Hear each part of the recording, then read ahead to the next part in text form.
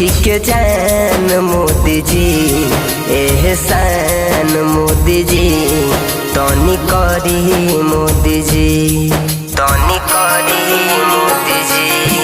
अब तो चाहतावे पक्षी के जान मोदी जी एहसान मोदी जी तनी करी मोदी जी। कह कहाँ जाई अब बेजुबान मोदी जी एहसान Modi ji. SCP recording studio music by भिन्हाना बजाज सिंह। अब तो चाहतावे पक्षी के जान मोदी जी एहसान मोदी जी तनी करी मोदी जी। करो में बसेला हो सुहना परान हो तो अब काहे ले तारो एकोनी सौ के जान हो एकोनी सौ के जान हो। करो में बसेला हो सुहना परान हो तो अब काहे ले तारो एकोनी सौ के जान हो।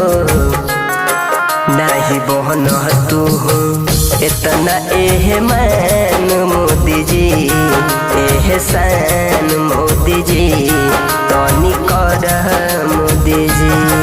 अब तो चाहतावे पक्षी के जान मोदी जी एहसान मोदी जी तनी करी मोदी जी।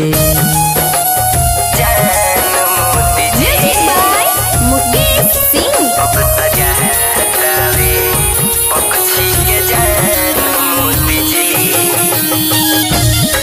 एहसान मोदी जी तनी करी मोदी जी। पहरू नया सीख बतियाए लिखेले सच्चाई पहरा बेस प्रेमी गीतिया कहता ते गाई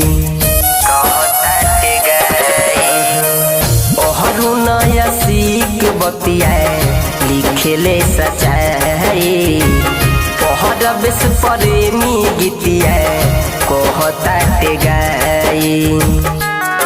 काहे महारतावे एकोनी पवन मोदी जी एहसान मोदी जी तनी करी मोदी जी।